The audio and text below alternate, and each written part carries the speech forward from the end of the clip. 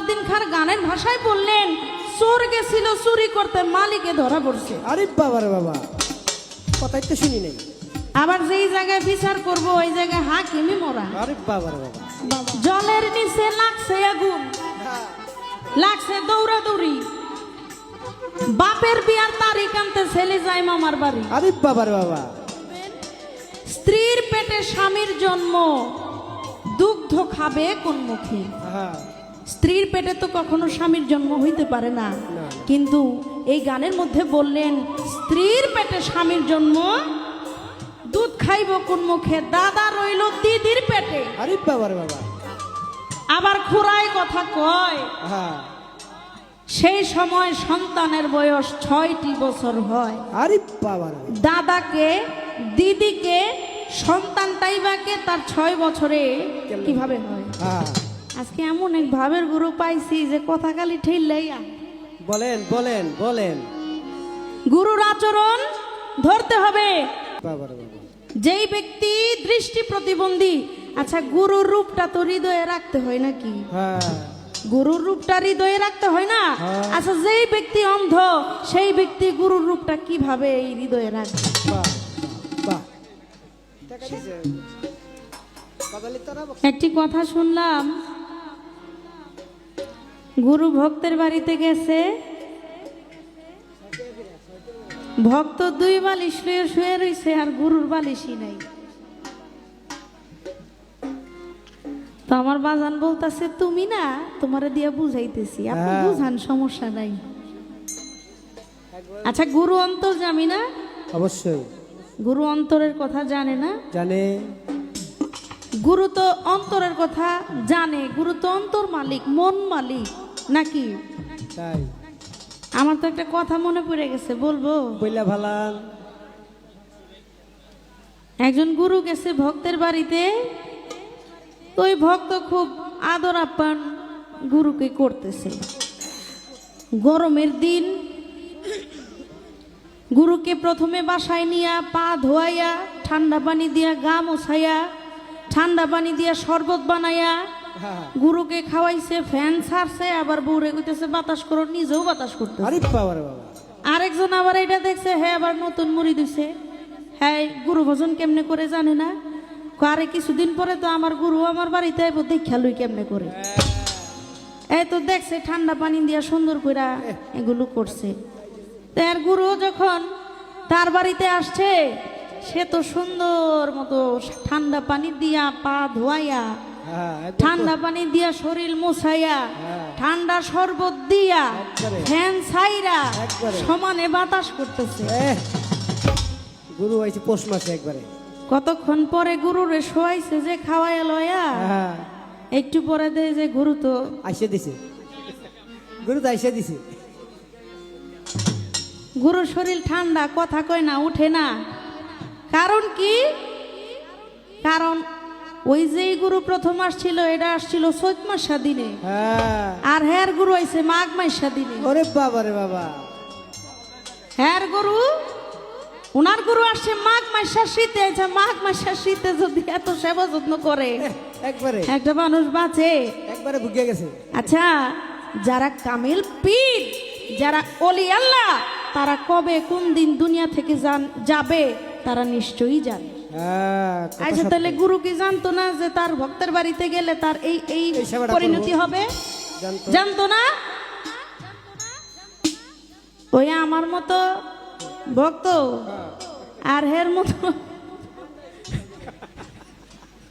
গুরুর দোষ দেই না, আমারই দোষ, আমার ভজনই ভালো না নাকি? তো গুরু অন্তর্যামী, গুরুদেরও সব গুরু না, যেই গুরু জানে সে কখনো ওই যে ভক্তের বাড়িতে যায় বয়ে থাকে না। গুরুরও তো সময় আছে, হ্যাঁ, গুরুরও তো সময় নাই। যাই হোক বাবা, আপনি আমারে দিয়া যা খুশি তা কোন সমস্যা নাই। একটি কথা আমি শুনলাম, আমার বাবাজি বললেন, যে ব্যক্তি বায়াত মুরিদ না হইয়া মারা গেল, আসতে যেই ব্যক্তি মুরিদ না হইয়া মারা গেল, সে জাহেলিয়াতে মৃত্যুবরণ করলো। কথাটা বলছে না? বলছে। বাবা আপনার কাছে আমার একটু পয়েন্ট, যেই ব্যক্তি মুরিদ না হইয়া মৃত্যুবরণ করলো তার মৃত্যু যদি জাহিলিয়াতে হয়ে থাকে, অনেক বাচ্চা আছে না শিশু বেলায় মারা যায়। আমি নাইলে এখন বুঝি, আমি বুঝা মুরিদ হইলাম না, সেটা আমার অন্যায়। আমার অন্যায় না? তো যেই শিশুটা বুঝেই না, মুরিদ কি এটা জানেই না, ওই শিশুটা শিশু থাকতেই অনেক বাচ্চা তো জন্ম নেওয়ার সাথে সাথেই মারা যায়, যায় না? তাহলে ওই শিশুটা কি জাহিলিয়াতে মৃত্যুবরণ করলো নাকি এটা কেমনে, কি আমি এটা বুঝলাম না। এটা একটু মীমাংসাটা করে দিবেন। এটা আপনার কথা থেকে আমি একটা পয়েন্ট রাখলাম, যেই ব্যক্তি যে শিশুটার জন্ম নেওয়ার সাথে সাথে মৃত্যুবরণ করলো তার উপায়টা কি হবে। কথা কি বুঝতে পারছেন বাবা? আরেকটি কথা আমি শুনলাম, আস্তে, যেই ব্যক্তির হাত নাই সে কিভাবে গুরুকে ধরবে? আচরণটা ধরবে, গুরুর আচরণ ধরবে। আজকে এমন এক ভাবের গুরু পাইছি যে কথা খালি ঠেললেইয়া। বলেন বলেন বলেন। গুরুর আচরণ ধরতে হবে।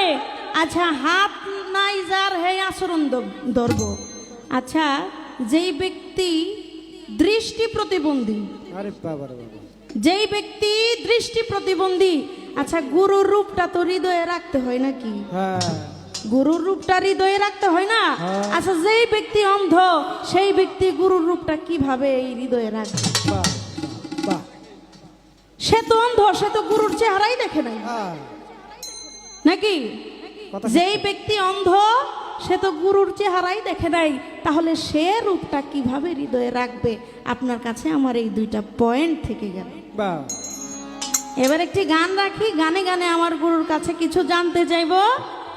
একটি প্রশ্ন আমাকে করেছে, আমার তো দেওয়ার মতো কিছু নাই, তারপরও আমার গুরু যদি আমার প্রতি দয়া রাখে চেষ্টা করব কিছু বলার। গুরুই কয়ে দিব, সমস্যা নেই।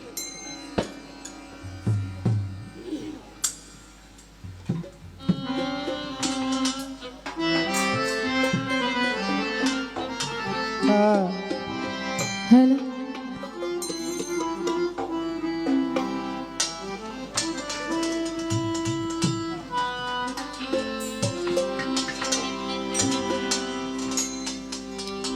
আমি আজব কথা শুই না আইলাম রে,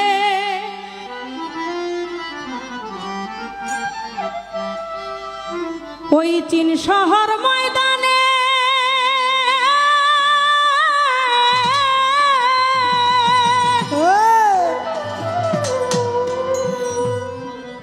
ওই মাটি ফাইটা ভাসছে মানুষ,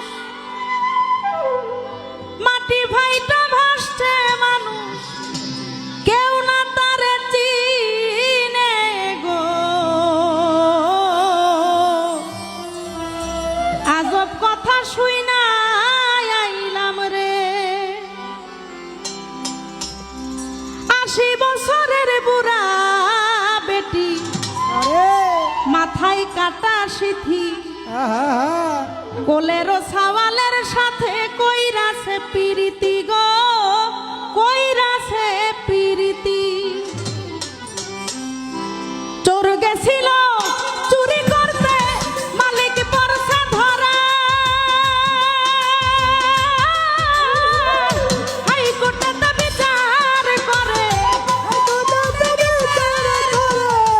হাইকোর্টে তো বিচার করে, হাকিম 3 জন মরা রে।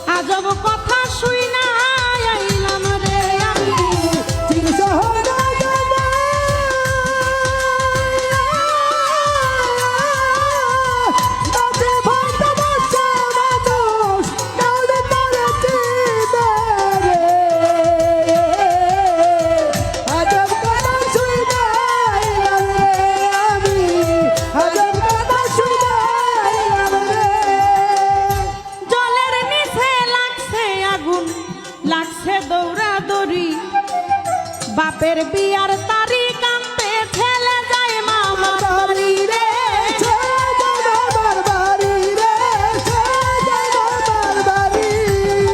জলের নিচে লাগছে আগুন লাগলো দৌড়াদৌড়ি আরে বাপের বিয়ার তারিখ আনতে ছেলে যায় মামার বাড়ি রে চলে যাই মামার বাড়ি রে, চলে যাই মামার বাড়ি। কার কাছে বলিব আমি এসব কথা বুঝিতে সারা জীবন গেল আমার সারা জীবন গেল আমার, সারা জীবন গেল আমার খুঁজিতে খুঁজিতে গো আজব কথা শুই না আইলাম রে আমি তিনশো হরে দাদা।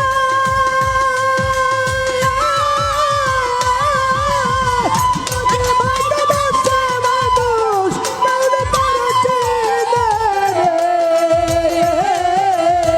হাজার কথা শুনাইলাম রে আমি, হাজার কথা শুনাইলাম রে।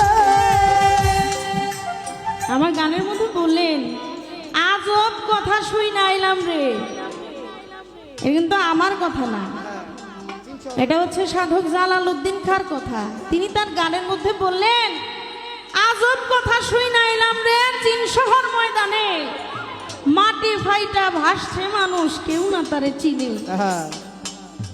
80 বছরের পুরা বেটি মাথায় কাটা স্মৃতি কোলের ও সাওয়ালের সাথে কইরাছে পিরিতি আরে বাবা রে বাবা, চোর গেছিল চুরি করতে মালিক পড়ছে ধরা হাইকোর্টেতে বিচার করে হাকিম 3 জন মরা দয়াল এই কথার ভাব অর্থ কি আমি তো বুঝতেছি না 80 বছরের পুরা বেটি মাথায় কাটা স্মৃতি সে আবার কোলের একটা ছেলের সাথে কিভাবে পীড়িত করে 80 বছরের পুরা বেটি কি আর কোলের সন্তানটাই বাকি হ্যাঁ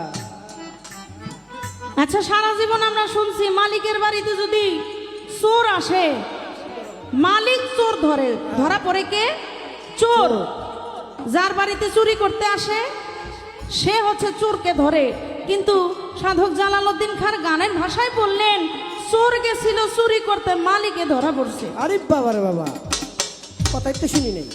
আবার যেই জায়গায় বিচার করব ওই জায়গায় হাকিমই মরা আরে বাবা রে বাবা, বাবা এই কথার ভাব অর্থ কি একটু সুন্দরভাবে বুঝিয়ে দিবেন গানের মধ্যে আরো বললেন আসমানেতে বীজ বুনিয়া চাষ করে খাই লোকে স্ত্রীর পেটে স্বামীর জন্ম দুধ খাইব কোন মুখে দুধ খাইব কোন মুখে রে, দুধ খাইব কোন মুখে। আসমানেতে বীজ বুনিয়া চাষ করে খাই লোকে স্ত্রীর পেটে স্বামীর জন্ম দুধ খাইব কোন মুখে দুধ খাইব কোন মুখে রে, দুধ খাইব কোন মুখে। দাদাই রইল দিদির পেটে ঘুরাই কথা কয় সেই সময় সন্তানের বয়স সেই সময় সন্তানের বয়স 6টি বছর হয় রে আজব কথা শুইতে আইলাম রে আমি, তিনশো হরে দাদা। তোকে ভাইতে বাঁচছে মানুষ, কাউকে করেছে না রে। আজব কথা শুইতে আইলাম রে। জলের নিচে লাগছে আগুন লাগছে দৌড়াদৌড়ি বাপের বিয়ার তারিখ আনতে ছেলে যায় মামার বাড়ি আরে বাবা রে বাবা,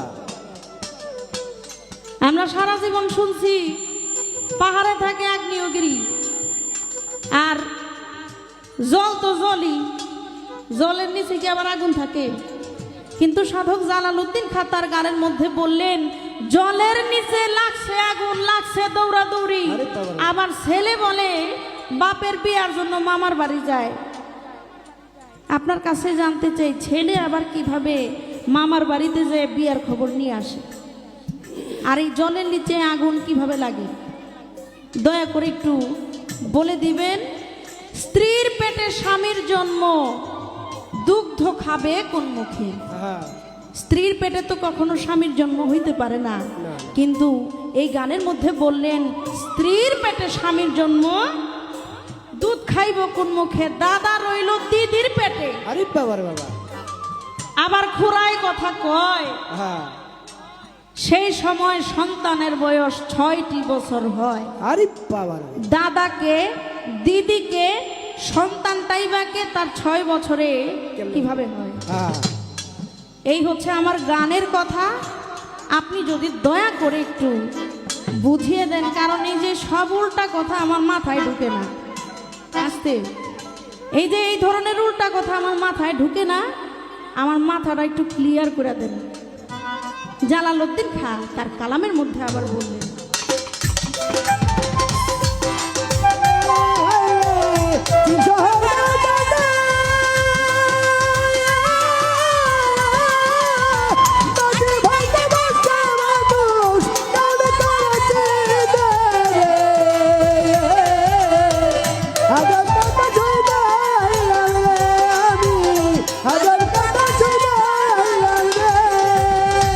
এক গাছের ফলেতে জন্ম, অন্যেতে ফুল ধরে, এক জীবের মার্গে দিয়ায় অন্যে আহার করে।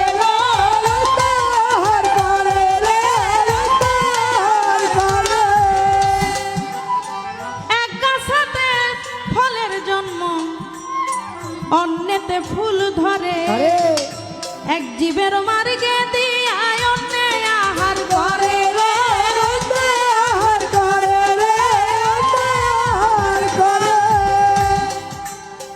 চিনি হইতে চিরতা মিষ্টি খাইতে যদি জানে, জালালে কই ভাবের কথা, জালালে কই ভাবের কথা, বুঝিও সন্ধানে গো।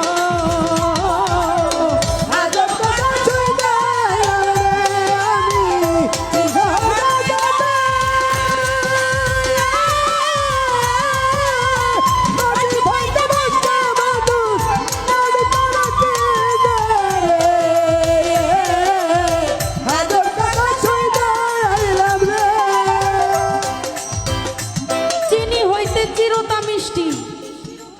আমরা জানি যে চিনি, চিনি তো চিনি খাইলে মিষ্টি লাগে, আর চিরতা হচ্ছে তিতা। কিন্তু জালালউদ্দিন খাঁ বললেন চিনি হইতে চিরতা মিষ্টি খাইতে যদি জানে, এই জানতেই আমি চাই হ্যাঁ চিরতাটা মিষ্টি কিভাবে বানাইতে হয়। আমি চিনি চাই না, ওই চিরতাটাই যেন আমার কাছে মিষ্টি লাগে। এই মিষ্টি হইতে যা যা কৌশল লাগে, এই কৌশলটা আপনি আমাকে একটু শিখাই দিবেন। হ্যাঁ এটুকুই আপনার কাছে আমার জানার বিষয়। যেভাবে প্রশ্ন করে আসরের ভিতরে, ভুলি নাই কথাই আমার মনে পড়ে।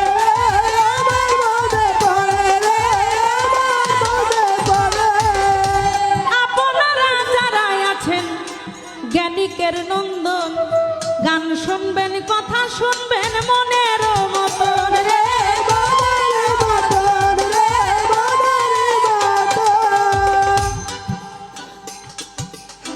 মাঝে মাঝে হাত তুলিয়া করলে একটু দোয়া, আপনাদের দোয়া পেলে হবে রে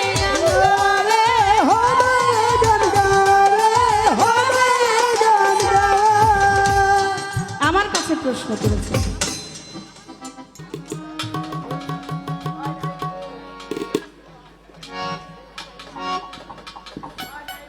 আমি কয়েকটি কথা বলেছিলাম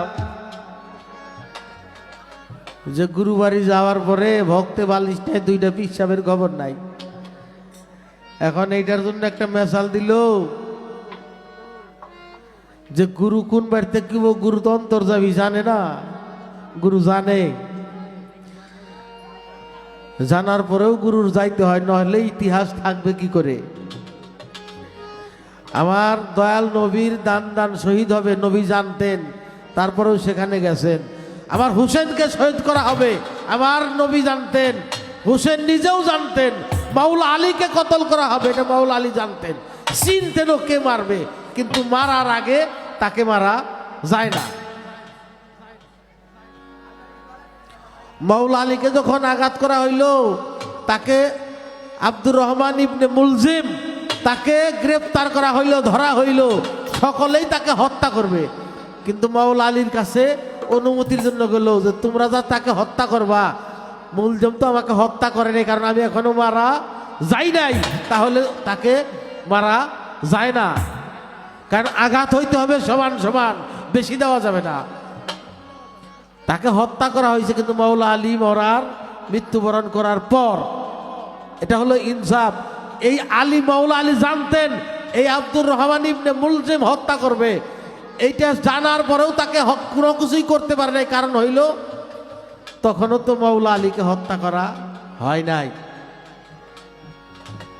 এই জন্যে ওই ভক্ত কি করবে, গুরু যাই নেও যাই, কারণ কাজটা তো করে নাই।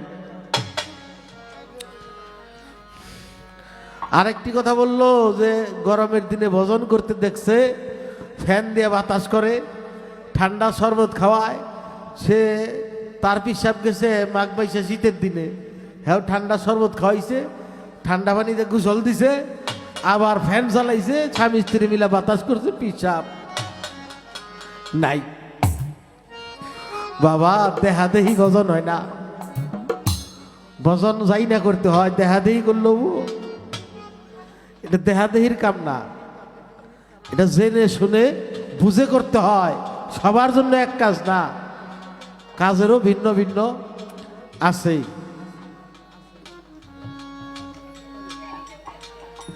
আর এক কথা জিগায় মরে আসরের ভিতরে, বায়াত না হইয়া যাদের মৃত্যু হয়, আবুজে জাহিলিয়াতের সাথে মৃত্যু হবে। শিশু বাচ্চা যারা মারা গেল, বায়াত হওয়ার বয়স হয় নাই, বায়াত বুঝে নাই সংসারে, তাদের উপায় কি হইবে, তাদের উপায় কি হইবে, বলেন গুরু রাজা শোনে, তাদের উপায় কি হইবে। ওরে বলেন গুরু রাজা শোনে, তাদের উপায় কিবা হবে। আর এক কথা জিজ্ঞাসা করে, হাত না থাকলেও যদি গুরু হওয়া যায়, আচরণ ধরতে হয়। যদি কোনো অন্ধ লোক বায়াত হয়, গুরুরূপ কিভাবে হৃদয়ে রাখবে, গুরুরূপ কিভাবে আঁকবে বলিবে না ভাই।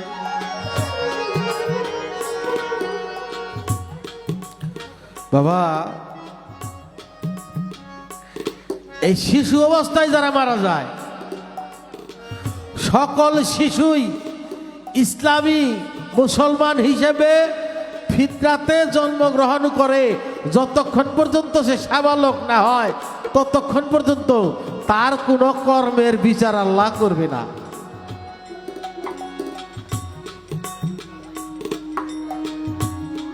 কারণ সে বিচারের আওতায় আসে নাই, তার বয়স হয় নাই, এই জন্যে সে মুসলমান হিসেবেই দুনিয়ার থেকে চলে যাবে, তার কোনো এই বিষয়ে জাহিলিয়াত হিসাবে তাকে ঘোষণা করা হবে না।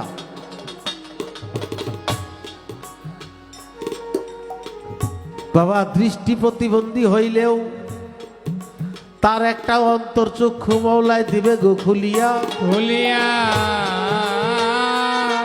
সেই অন্তর্চোখ দিয়া গুরুকে সে লইবে চিনিয়া। নিজের মতো করে একখানা ছবি আঁকিবে হৃদয় মাঝে, সেই রূপেতেই ধরা দিবে দয়াল তাকে নিজে। এই হইল তার আগলা যে কথা ছিল, শেষ করলাম।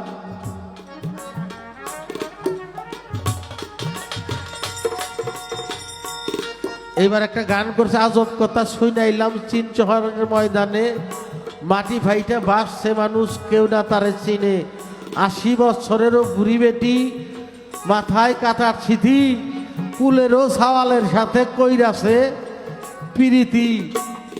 আসমানেতে বীজ বনিয়া চাষ করে খায় লোকে, স্বামীর পেটে স্ত্রীর জন্ম, দুধ খাইল কোন মুখে।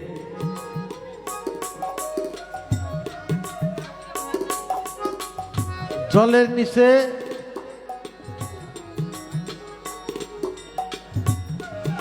লাগছে আগুন, লাগছে দৌড়াদৌড়ি। বাপের বিয়ার তারিখ আনতে গেছেলে গেল মামার বাড়ি। আরে চিনি চাইতে চিরতা মিষ্টিটা কিভাবে হয়, চেষ্টা করব এ কথাগুলোর জবাব দেওয়ার জন্য।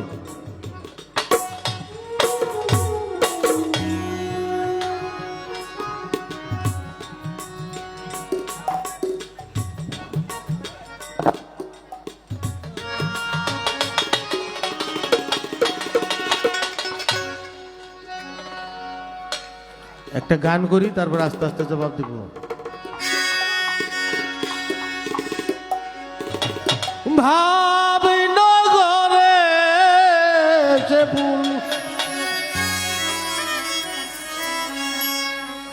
কি সুবাক রে আছে, ভালো ভালো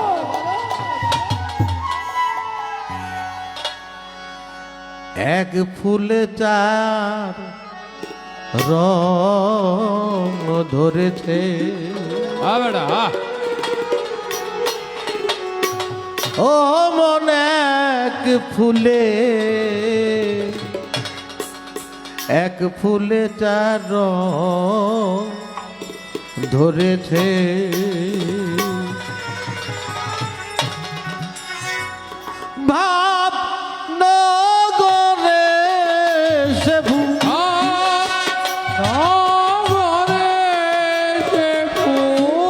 ভাবনগরে সে ভূ- কিছু বা করে আছে মন, কিছু বা করে আছে।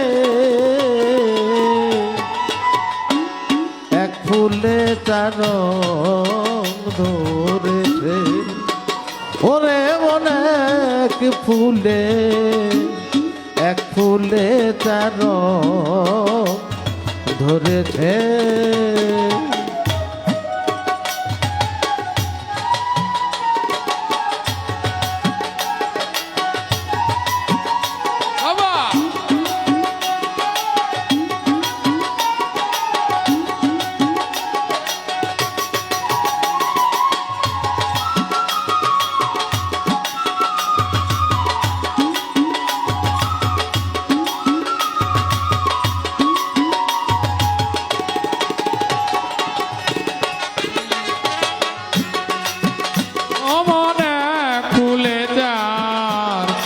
ফুলে তার রং ধরেছে।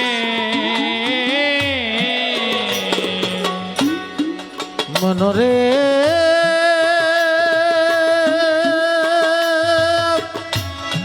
মনরে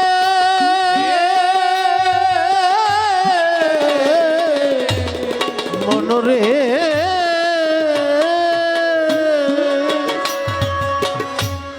পারন পারি মধ্যে সে ভেসে বেড়া একুল সেগুল।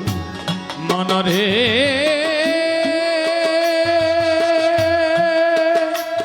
মনরে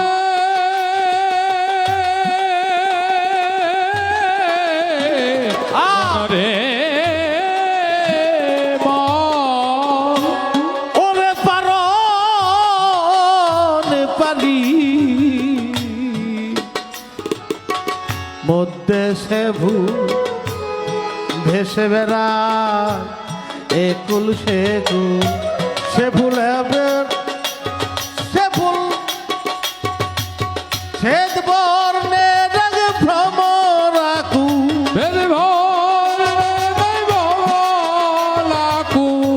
শ্বেত বর্ণে রাগ ভ্রমর আকুল। ঘুরে সেই মধুর লুবে সেজে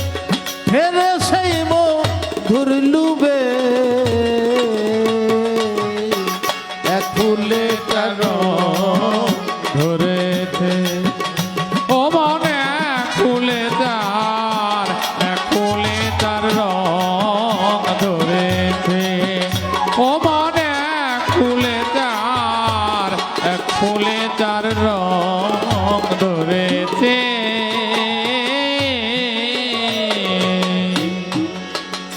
মনরে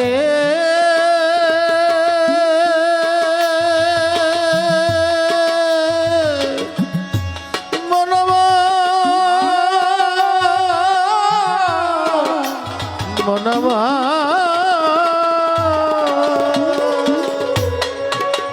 কি বলবো সেই ফুলের কথা ডাল সারাতা আছে পাতা মনরে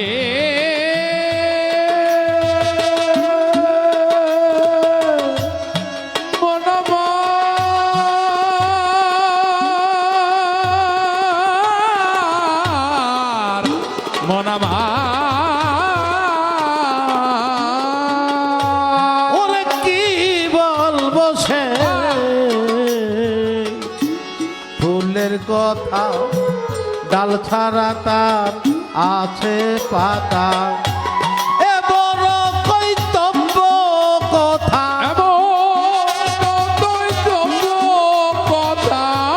এ বড় কৈতব্য কথা কে শুনেছে কার কাছে গো কে শুনেছে কার কাছে এক ফুলে তার ধরেছে ওরে মন এক ফুলে তার ধরেছে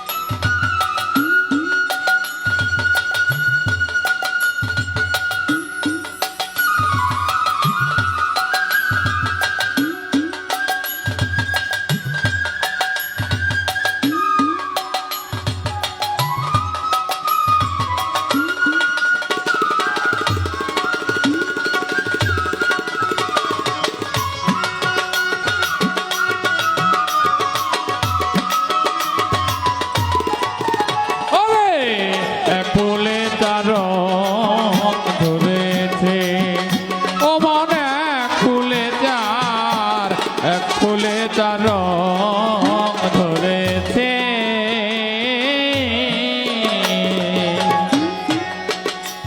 মনরে মনরে মনরে মনরে মন আমার মনরে ওরে ডুবে দেখি দেন দরিয়াতে নবীর জন্ম হয় সেই ভুলেতে মনরে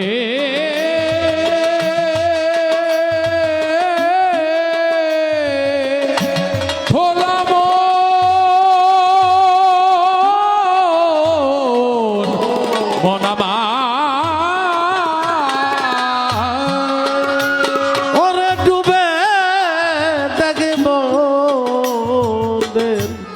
দরিয়াতে নবীর জন্ম সেই ভুলেতে এ ফুল সামান নয় ফকির লালন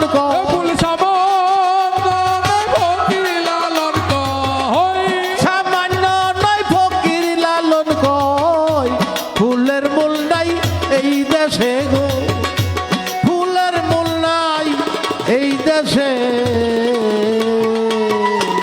এক ফুলে তার রং ধরেছে ভোলা মনে ফুলে তার এক ফুলে তার রং ধরেছে ভোলা মনে ফুলে তার এক ফুলে তার রং ধরেছে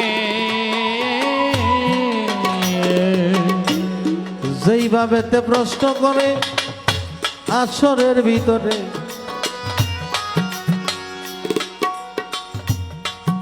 আশি বছরের বুড়ি মাথায় সিটি কাটা কুলের ছেলের সাথে প্রীতি করেছে জগত সংসারে, নিজের সাথেই নিজের পীড়িত গিয়াছে মনে হইয়া।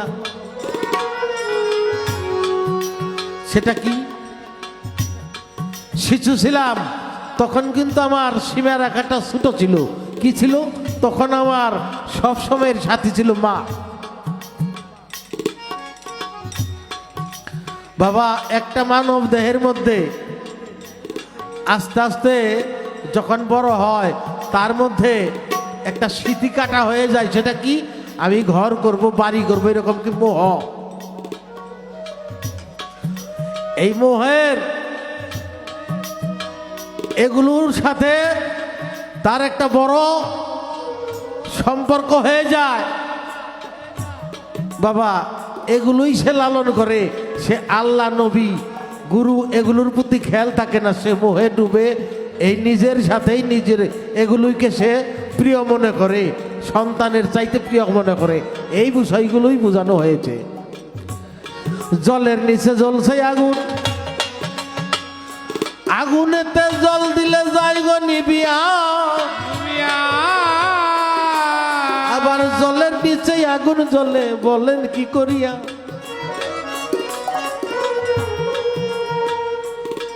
বাবা, নদীতে যারা সাগরে গেছেন, নদীর মধ্যে বড় বড় অগ্নিগিরি আছে।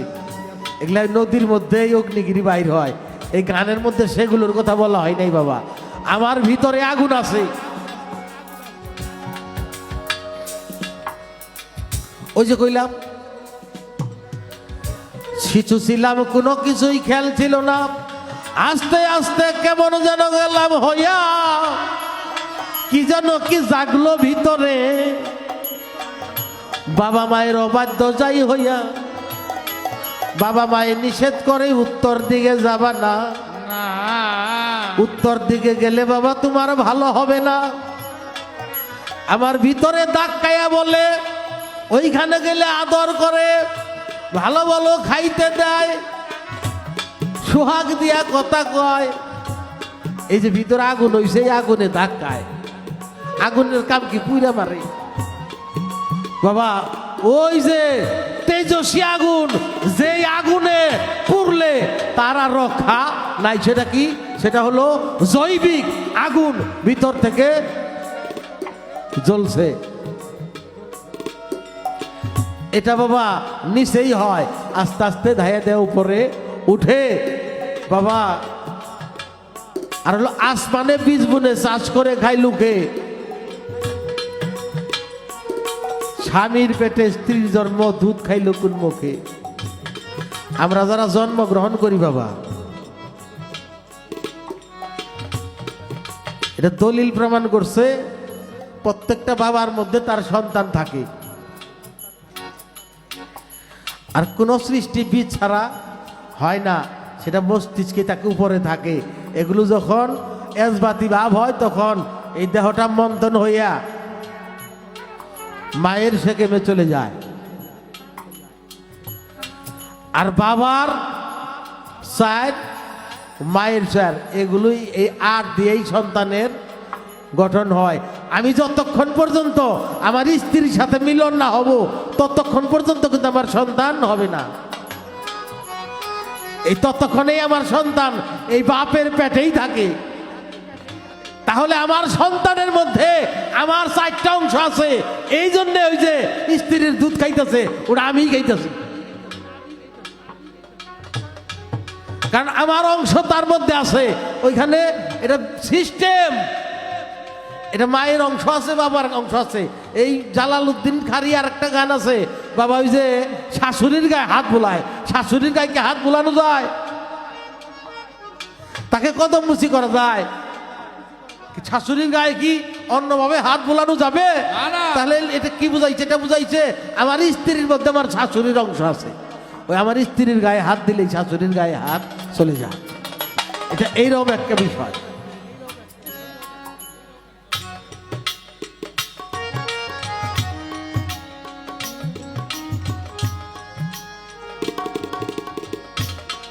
আর হলো এই যে চিনির চাইতে চিরতা মিষ্টি,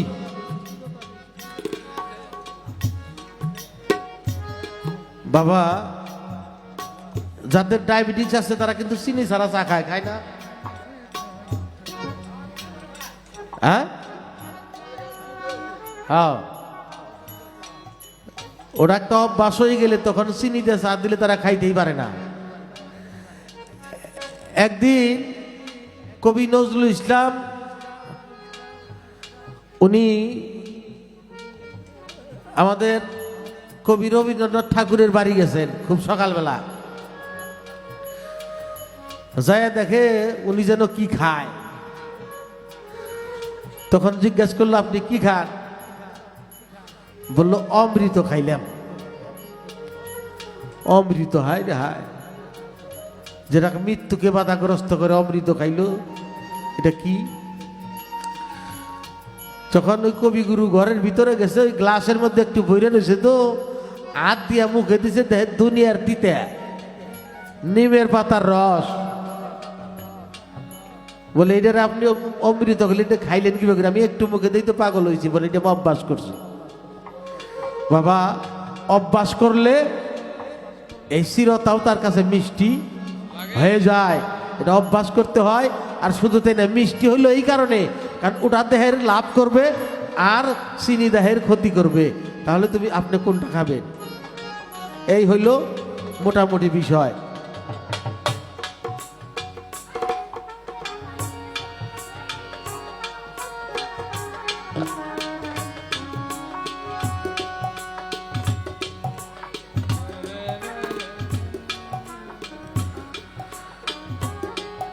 তো যত যাই করি বাবা,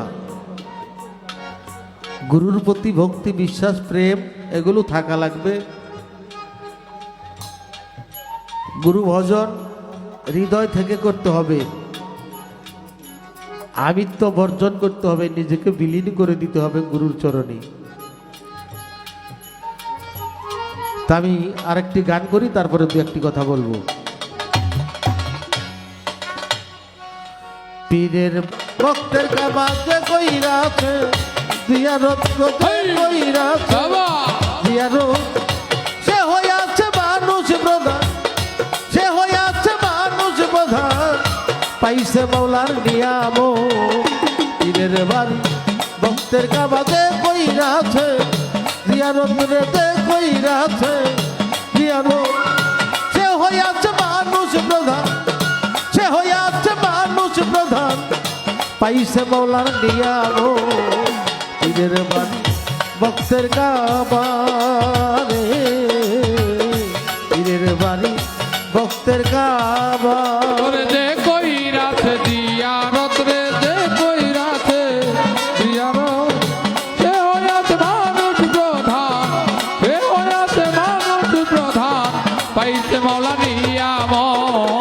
পীরের বাড়ি ভক্তের কাবা রে, পীরের বাড়ি ভক্তের কাবা।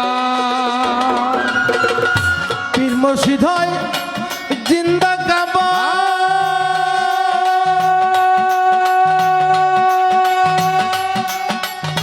ওরে তারে মনের মতো তাই ঘরে নিবা। পীর মুর্শিদ হয় জিন্দা কাবা,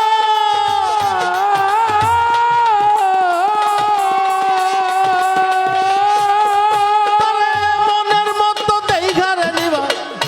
বলছে আমার খাজা বাবা, বলছে আমার খাজা বাবা, বলছে আমার খাজা বাবা, তারে বেশি করো মহাব্বত। পীরের বাড়ি ভক্তের কাবা, যে কই রাত জিয়ারত রে, যে কই রাতে জিয়ারত, সে হইয়াছে মানুষ প্রধান, সে হইয়াছে মানুষ প্রধান, পাইছে মাওলা নিয়ামত। পীরের বাড়ি ভক্তের কাবা রে মন, পীরের বাড়ি ভক্তের কাবা। আমার খাজা বাবা বারে বারে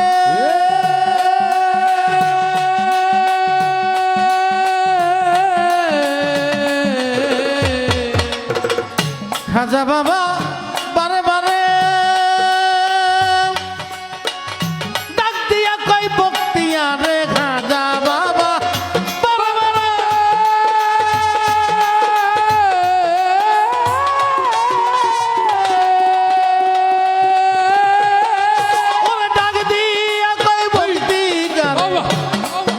ওরে দেখতে যদি চাও খুদারে, দেখতে যদি চাও খুদারে, দেখতে যদি চাও মৌলারে, দেই খেলো আমার সুরো, পীরের বাড়ি ভক্তের কাবারে, পীরের বাড়ি ভক্তের কাবা। ওরে যে কই রাতে জিয়ারত রে, যে কই রাতে জিয়ারত, সে হইয়াছে মানুষ প্রধান, সে হইয়াছে মানুষ প্রধান, পাইছে মৌলা নিয়ামত, পীরের বাড়ি ভক্তের কাবা রে, পীরের বাড়ি ভক্তের কাবা। বাইজিৎ যাই হজের তরে,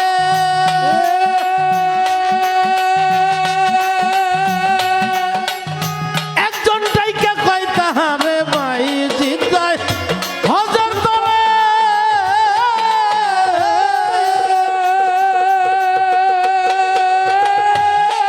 ওরে একজন ডাইকা কয় তাহারে, তুমি তো আব করো মোরে, তুমি দুয়াব কর মরে, তুমি তুয়াব করো মরে সারো, টাকা পয়সার মহাব্বত, পীরের বাড়ি ভক্তের কাবারে, পীরের বাড়ি ভক্তের কাবা।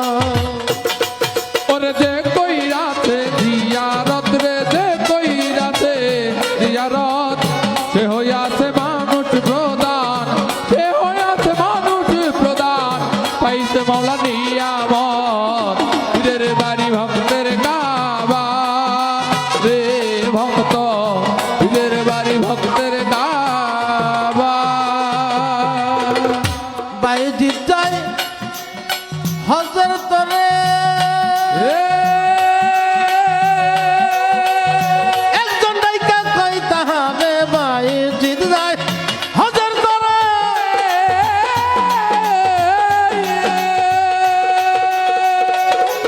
ওরে একজন ডাইকা কয় তাহারে, তুমি তুয়াব করো মোরে, তুমি দুয়াব কর মরে, তুমি তুয়াব করো মরে সারো, টাকা পয়সার মহাব্বত, পীরের বাড়ি ভক্তের কাবারে, পীরের বাড়ি ভক্তের কাবা।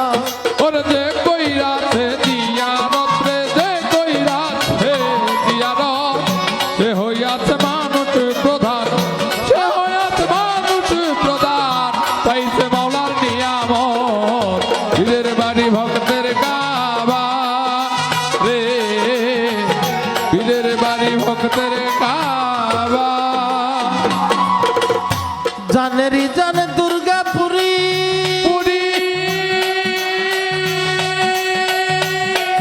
আমি ওই কাবাতে ভক্তি করি, জানেরি জান দুর্গাপুরী,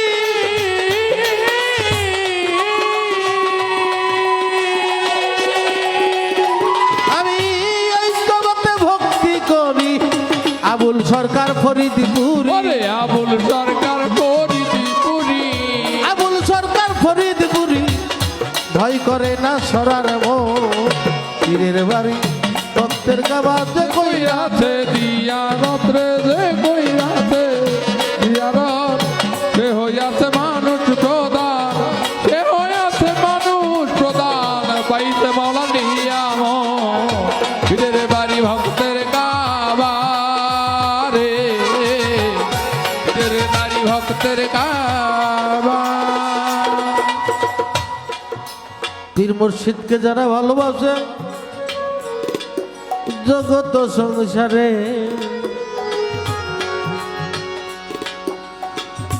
গুরু যদি করে গো দয়া, ভয় নাই সংসারে,